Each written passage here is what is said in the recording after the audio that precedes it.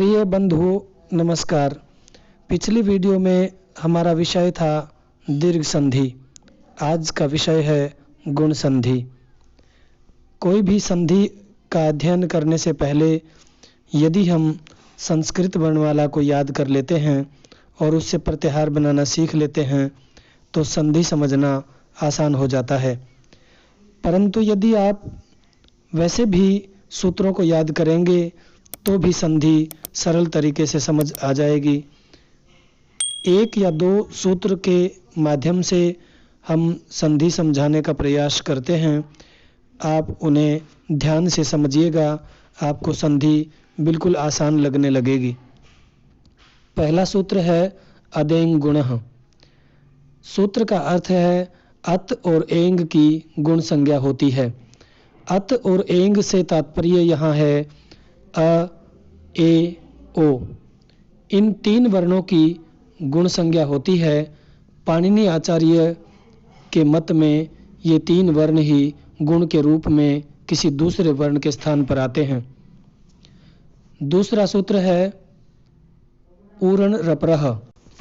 इस सूत्र का अर्थ है री या लरी के स्थान पर यदि अण प्रत्याहार अर्थात अ, ई, उ में से कोई भी वर्ण होता है तो वह रपर होना चाहिए। रपर शब्द का अर्थ है र प्रत्याहार जिसके पर अर्थात बाद में हो। र प्रत्याहार में र और ल दो वर्ण होते हैं। यहाँ जब अ या आ के साथ री का गुण होगा तब अ के बाद र वर्ण जोड़ दिया जाएगा तथा अ या आ के साथ लरी का गुण होगा तब अ के बाद ल वर्ण को जोड़ दिया जाएगा। इसी को रपर कहा जाता है। तीसरा और मुख्य सूत्र है आद गुणः। आपको केवल यह सूत्र और इसका अर्थ याद रखना है। गुण संधि आपको बहुत ही सरल लगने लगेगी। सूत्र का अर्थ समझिए।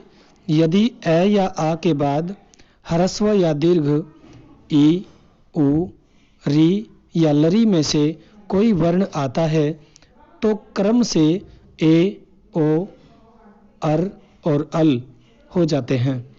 यही इस सूत्र का अर्थ है। तालिका के माध्यम से आप समझिए। अ या आ को ह्रस्व या दीर्घ ई से जोड़ते हैं तो ए गुण हो जाता है। अ या आ को ह्रस्व या दीर्घ उ से जोड़ते हैं तो ओ गुण हो जाता है। अ या आ को री से जोड़ते हैं तो गुण अर हो जाता है और अ या आ को यदि लरी से जोड़ा जाता है तो गुण अल हो जाता है। गुण संधि में दो वर्णों को मिलाकर एक नया वर्ण आ जाता है। आइए अब इनके कुछ उदाहरण पढ़ते हैं।